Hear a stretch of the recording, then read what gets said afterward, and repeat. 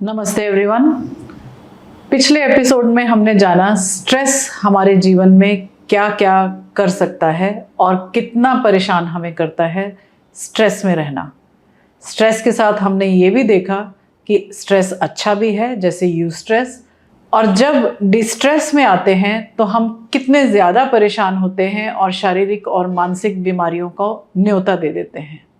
आज के एपिसोड में हम ये जानने की कोशिश करते हैं कि डिस्ट्रेस से क्या क्या इम्पैक्ट आता है हमारे जीवन पर, किन किन बीमारियों को हम न्योता देते हैं और फिर उससे कैसे उबर सकते हैं।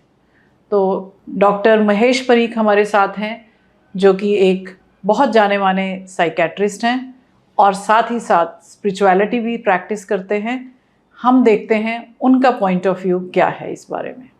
सर, जैसे डिस्ट्रेस आता है तो उसका हमारे जीवन पर क्या इम्पैक्ट आता है? जैसे आपने हमें समझाया था कि स्ट्रेस अच्छा भी होता है, लेकिन उसके जो नकारात्मक और नेगेटिव इम्पैक्ट्स हैं हमारे ऊपर, वो कैसे आते हैं? वो डिस्ट्रेस की वजह से। तो डिस्ट्रेस से क्या नुकसान होता है? तो पहला नुकसान तो ये है कि हमारी कार्य क्षमता कम हो जाती है जी।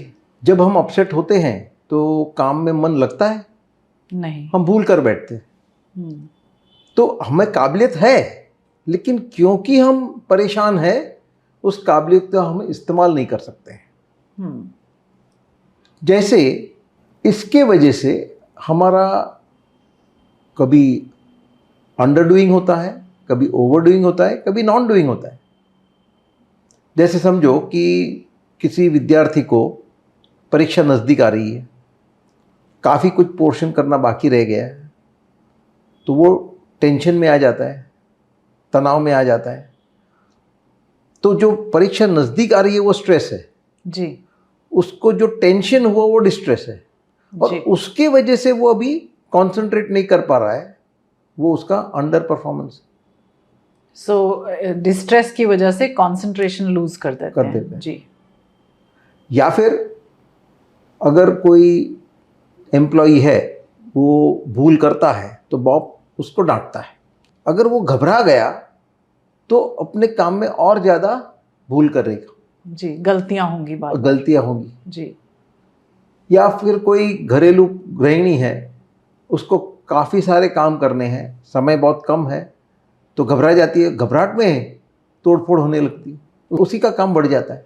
जी। तो ये सब अंडर परफॉर्मेंस हो गया। ओके। इसी तरह ओवरडूइंग भी होता है। जैसे अगर समझो कि बच्चा परीक्षा में नापास हो गया, फेल हो गया, तो बाप को गुस्सा आया तो वो बच्चे को डांटता है, मारता है। कई साल पहले एक न्यूज़ आइटम थी कि एक माँ को इतना गुस्सा आया कि उसने अपने बेटे के पेट में चाकू घुसेड़ दी। Over doing. ठीक। या जो सबऑर्डिनेट गलती करता है उसके वजह से बॉस को गुस्सा आता है तो वो डांट देता है। डांट दिया तो वो जो सबऑर्डिनेट नौकरी को छोड़ के चला गया तो फिर बॉस का ही काम खराब हो जाएगा। जी।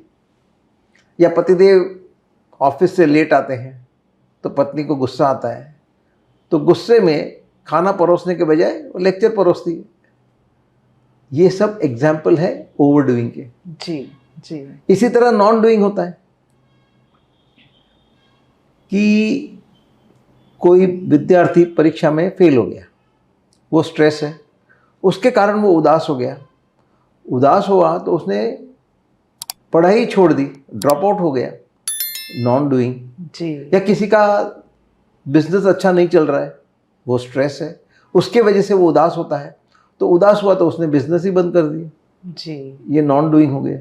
जी। तो जब मन स्थिति बराबर नहीं होती है तब हमारी कार्यक्षमता कम हो जाती है। जी।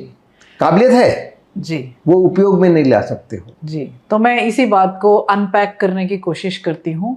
जैसे अभी हमने ये समझा कि जब डिस्ट्रेस में होते हैं तो हमारा जितना भी कैपेबिलिटीज़ हैं या जितनी भी काबिलियत है वो किसी काम की नहीं रहती, क्योंकि या तो हम ओवरडू करते हैं, किसी भी बात पर गुस्सा आ गया तो अपने सबऑर्डिनेट को डांट दिया तो फिर वो हमारा काम खराब हुआ, या फिर उसको अंडरडू करते हैं, उसको कम कर देते हैं कि जैसे फेल हो गए तो फिर पढ़ना छोड़ दिया, बिजनेस फेल हो गया तो फिर बिजनेस छोड़ दिया। तो ये भी एक तरह का डिस्ट्रेस का इम्पैक्ट है। फिर जैसा एक और भी बहुत कॉमन एग्जाम्पल है, जैसे घर पर बहुत सारा जब काम होता है तो हम लोग ओवरवेल्म हो जाते हैं। तो ऐसा लगता है कि अभी कैसे करें, इतना सब काम है। या फिर कोई इवेंट है, कोई शादी है, कोई फंक्शन है, उसमें बहुत सारे काम होते हैं, तो हम काम को अच्छे से करने के बदले हम उसको और बढ़ा देते हैं, क्योंकि ओवरवेल्म सिचुएशन में हम लोग फिर गलत डिसीजन लेते हैं, गलत काम करते हैं और वही काम हमारा बढ़ जाता है। या फिर हम कई बार ओवरडू कर देते हैं, जैसे कि अभी हमने समझा कि यदि हमें किसी से गुस्सा है, पति घर में देर से आए या कोई बात हमें अच्छी नहीं लगी, या फिर हमें किसी और बात पर भी गुस्सा है, तो वो हम अपना गुस्सा किसी और पर निकाल दिया, या फिर जिस पर भी हम निकाल सकते हैं, चाहे बच्चों पर या पेट्स पर हम अपना गुस्सा निकाल देते हैं, क्योंकि they are only able to receive. तो इस तरीके से हम केपेबल होने के बावजूद भी ओवरडू, अंडरडू और नॉन डूइंग के मार्ग पर चल पड़ते हैं, जिससे हमारे डिसीजंस गलत हो जाते हैं। सर, ये तो हम एवरी डे इस बात से निकलते हैं, क्योंकि कोई ना कोई स्थिति, परिस्थिति ऐसी हमारे आसपास होती ही है, चाहे हम स्टूडेंट्स हैं या हाउस होल्डर्स हैं या ऑफिस में काम करने जाते हैं या फैक्ट्री में बिजनेस संभालते हैं, ऐसे ओवरवेलमिंग सिचुएशंस आती ही रहती हैं। इसके साथ साथ इस डिस्ट्रेस का असर हमारे जीवन पर और क्या आता है? जब ये डिस्ट्रेस होता है तो हम उसको बाहर निकाल देते हैं जी, तो दिल हल्का हो जाता है। लेकिन जो हमने एक्सप्रेस किया वो दूसरे व्यक्ति को जचेगा नहीं, तो वो कुछ कहेगा जो आपको नहीं जचेगा, और ये विष चक्र चलता रहेगा। इसके बदौलत झगड़े होते हैं। जैसे एक छोटी सी बात ले लो, जो बम्बई की सबअर्बन ट्रेन है उसमें कितनी भीड़ होती है। ये रोज बरोज का किस्सा होता है कि किसी एक मुसाफिर का पैर दूसरे मुसाफिर के पैर पे आ गया, तो दूसरे मुसाफिर को गुस्सा आया, उसने गाली गलौज किया, तो अभी पहला मुसाफिर गुस्से से आ गया, उसने भी इसी तरह से बर्ताव किया और दोनों ही लड़ पड़ते हैं जी। या पतिदेव पिक्चर की टिकट लाया है लेकिन वाइफ को जाना है बीच पे, तो गुस्सा हो जाती है, कुछ जली कटी सुनाती है, इसलिए पति पे गुस्सा आता है, वो भी कुछ कहता है और फिर 36 का आंकड़ा और सिनेमा की टिकट फाड़ के फेंक दी है। या पत्नी चाहती कि पतिदेव उनको शॉपिंग के लिए ले जाए और पति देखना चाहता है क्रिकेट मैच टीवी पे, इसलिए उसको गुस्सा आता है, वो कुछ कहता है, वो नहीं बर्दाश्त कर सकती है तो पत्नी कुछ कहती है और वापस वही नतीजा 36 का आंकड़ा। तो इस तरह से हम इन झगड़ों को, इन कॉन्फ्लिक्ट्स को न्योता देते हैं। ऐसे झगड़े नहीं चाहिए, तो हम जताते नहीं, दबा देते हैं, तो उससे भी नुकसान है। तो जैसा बताया कि ये जो इम्पैक्ट है वो केवल हमारे अंडर डूइंग या ओवर डूइंग पर सीमित नहीं है, हमारे डे टू डे रिलेशनशिप को भी इम्पैक्ट करता है। जैसे अभी बताया कि यदि पत्नी की इच्छा है शॉपिंग करने की और पति का मन नहीं है, और भी एग्जाम्पल्स हैं। जैसे अभी हमने बहुत रिसेंटली एग्जाम्पल्स देखे हैं कि वेकेशन पर यदि कोई पति नहीं लेकर गया तो वाइफ ने गुस्से में फिजिकल अब्यूज़ पर आ गई और फिर उसके जो परिणाम थे वो बहुत गलत निकले हैं। सो इस तरीके से जब जो हमारी भावना है या जो हमारी इच्छा है वो दूसरा व्यक्ति परिपूर्ण नहीं करता और हम डिस्ट्रेस में आ जाते हैं, तो हम कुछ ऐसा कह देते हैं जो दूसरे व्यक्ति को नहीं अच्छा लगेगा और फिर इस बात से आर्ग्यूमेंट हो जाता है और हमारे रिलेशनशिप्स भी इम्पैक्ट होते हैं और हमारी सोशल लाइफ भी इम्पैक्ट होती है। तो जब हम एक्सप्रेस कर देते हैं तो हमारे आर्ग्यूमेंट्स होते हैं और झगड़े होते हैं और हमारे रिलेशनशिप्स पे इम्पैक्ट आता है। और यदि हम एक्सप्रेस नहीं करते हैं, अपने मन में दबा लेते हैं, तो फिर हमारी सेहत पर उसका असर आता है।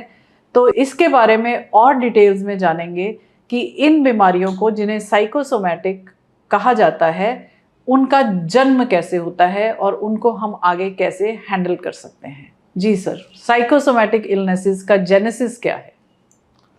वाकई तो ये हमारा एक सर्वाइवल मैकेनिज्म था, कुदरत की देन थी हमारे बचाव के लिए। ओके। जब आदि मानव जंगल में घूमता था तो उसको कई तरह के मुसीबतों का सामना करना पड़ता था। जी। जैसे कोई जानवर आ गया तो कैसे निपटता था? बाय फाइट और फ्लाइट। यस। उसको अगर लगा कि ये बहुत छोटा है प्राणी तो उसके साथ लड़ के उसको मार देता था, लेकिन उसको अगर लगा इससे तो मैं मर जाऊंगा तो वहां से भाग जाता। जी। तो दोनों के लिए उसको शारीरिक ताकत चाहिए थी। तो ताकत आती कहाँ से? तो मन में जो गुस्सा आया या घबराहट हुई उसके वजह से शरीर में तब्दीलियां आती है। ओके। जैसे उसको प्राणवायु चाहिए, ऑक्सीजन चाहिए, इसलिए श्वासोच्छ्वास बढ़ जाएंगे। उसको ग्लूकोज चाहिए ईंधन की तरह काम करने के लिए, इसलिए यकृत लीवर से ग्लूकोज बाहर आता है खून में। इस ऑक्सीजन और ग्लूकोज को सब जगह पहुंचाना है तो कौन पहुंचाएगा? तो हृदय। वो जल्दी जल्दी दबकने लगेगा, धड़कने लगेगा, तो छाती में धड़ धड़ धड़ होने लगेगा और जोर जोर से पंपिंग करेगा, इसलिए ब्लड प्रेशर ऊपर जाएगा। उसको ज़्यादा लाइट चाहिए, प्रकाश चाहिए, आँख की जो पुतलियाँ है वो डायलेट हो जाएगी। उसको स्नायु चाहिए लड़ने के लिए, भागने के लिए, इसलिए स्नायु तंग हो जाएंगे। अब एक बार ये प्रक्रिया खत्म हो गई, उसने लड़के मार दिया या वहाँ से भाग गया तो सब वापरे गए, ये तब्दीलियाँ वो वापस अपने बेसलाइन पे आ जाती। और कोई डेंजर आ गया, वापस ये अराउजल हुआ, वापस वापरा गया, नीचे आ जाए। लेकिन आजकल के युग में हम मुसीबत का सामना लड़के या भाग के नहीं करते। जैसे अगर बॉस अपने सबॉर्डिनेट को बुलाता है, उसको डांटता है, उस डांट के वजह से वो जो नौकर है उसको गुस्सा आया तो शरीर तो तैयार हो गया लड़ने के लिए, भागने के लिए, लेकिन क्या अपने बॉस के साथ वो लड़ पाएगा या वहाँ से भाग पाएगा? दोनों में से कुछ नहीं कर सकता है। तो होता क्या है, ये वापरे नहीं गए, इसलिए उसको नीचे आने में समय लगेगा। अब पूरा नीचे नहीं आया, दूसरी फायरिंग, वापस नहीं वापरे गए, तीसरी फायरिंग, चौथी फायरिंग, और आगे चल के ये अपने बेसलाइन तक पहुंचेंगे ही नहीं। तो ब्लड प्रेशर ऊपर का ऊपर रहा तो हाई ब्लड प्रेशर की बीमारी, ब्लड शुगर ऊपर ऊपर रहा तो डायबिटीज की बीमारी, स्नायु तंग के तंग रहे तो आर्थराइटिस की बीमारी, श्वासोच्छ्वास ऊपर के ऊपर ही रहे तो दमा की बीमारी। इस तरह हम इन बीमारियों को बुलाते हैं। ओह, वेरी इंटरेस्टिंग। तो ये एक कुदरत का तरीका था फाइट और फ्लाइट रिस्पॉन्स स्ट्रेस के लिए, पर ये उस समय के लिए था जब हम लोग केव्स में रहते थे, आदि मानव हुआ करते थे। आज की सिविलाइजेशन इतनी एडवांस है कि हमें इन फाइट और फ्लाइट रिस्पॉन्स की आवश्यकता नहीं होती, क्योंकि इस तरीके से रिएक्ट करने के लिए कंडीशनड है। तो हमारे जो सारे तंत्र हैं, हमारे जो सारे बॉडी के सिस्टम्स हैं, वो उसी तरीके से रिस्पॉन्ड करते हैं। तो जैसा अभी डॉक्टर साहब ने बताया कि यदि हम इनको इस्तेमाल नहीं करते, ये सारी चीज़ें कंज्यूम नहीं होती, तो हमें blood pressure, asthma, arthritis, diabetes ऐसी बीमारियों के होने के पूरे अंदेशे हो जाते हैं। तो इस तरीके से हम अपने शरीर में साइकोसोमैटिक इलनेसेस को इनवाइट भी करते रहते हैं। तो ये जानते हैं कि दिन में कई बार हम ऐसे डिस्ट्रेस से निकलते हैं, तो ऐसी बीमारियों को डेवलप होने में कितना वक्त लग जाता है? ये रातों रात नहीं होती है, वो तो सिर्फ हिंदी फिल्म में होगी जहाँ हीरोइन भाग गई और दूसरे दिन उसके फादर को हार्ट अटैक आएगा। वास्तव में इसको 2 साल, 5 साल, 10 साल, 15 साल, 20 साल लग सकते हैं। तो ये भीतर ही भीतर पनपती है और हमें पता नहीं चलता। जी, लंबे अरसे के बाद पता चलता है जी। और तब हम डॉक्टर के पास भागे दौड़े चले जाते हैं। डॉक्टर आपका जांच पड़ताल करके कहता है कि आपको तो ब्लड प्रेशर की बीमारी है, ये दवाई खाओ। उस एंटी हाइपरटेंसिव दवाई से आपका बीपी नॉर्मल हो गया, आप भी खुश, डॉक्टर भी खुश। बट उसमें खुश होने लायक कुछ नहीं है। उसने क्या किया है, उसने उसको दबा दिया है, उसका मूल कारण दूर नहीं किया है। मानी राहत हुई है, इलाज नहीं हुआ है। जैसे अगर आपको बुखार है और आप पैरासीटामोल खाते हो तो बुखार उतर जाएगा, तो ये राहत हुई जी। इलाज कब होगा? जब एंटीबायोटिक देके उस जर्म्स को मारेंगे। जी। तो यहाँ जर्म्स क्या है? डिस्ट्रेस, उसको तो मारा नहीं जी। तो जी। क्या होगा? तो होगा सिंड्रोम शिफ्ट। सिंड्रोम शिफ्ट माने क्या? ये एक बीमारी को दबा दिया तो दूसरी बीमारी बाहर आती है। जैसे अगर समझो हवा से भरा हुआ पिलो है, उसको हम एक बाजू दबाएंगे तो दूसरी बार बाहर आएगी, जी। वहां से दबाए तो तीसरी तरफ से बाहर आएगी। जी। तो ये हमने ब्लड प्रेशर पर दबा दिया तो डायबिटीज होगा, उसको भी दबा दिया तो अल्सर होगा, उसको भी दबाया तो अस्थमा होगा। तो क्योंकि हम रूट कॉज तक पहुंचे ही नहीं, हमने जो बेसिक कारण था उसको एड्रेस नहीं किया, लेकिन सिम्टम्स को, सिम्टोमेटिक का हम इलाज करते जा रहे हैं। जी। सो हमें सिम्टम को निकालना तो ज़रूरी है, उसको ट्रीट करना ज़रूरी है, क्योंकि उससे हमें राहत मिलती है। लेकिन हमारे लिए ये बहुत ज़रूरी है उस रूट कॉज तक पहुंचना, उस डिस्ट्रेस तक पहुंचना जिसकी वजह से ये बीमारी हमारे जीवन में आई है। तो अब हमें ये मालूम हो गया है कि डिस्ट्रेस बहुत ही खतरनाक है हमारे जीवन में, और हमें इसको आइडेंटिफाई करके रखना है कि कौन कौन सी चीज़ें हमें डिस्ट्रेस में लेकर जाती हैं, और फिर अगले एपिसोड्स में हम जानेंगे कि हम कैसे इस डिस्ट्रेस से बच सकते हैं और इसको कैसे मैनेज कर सकते हैं। Thank you so much for watching.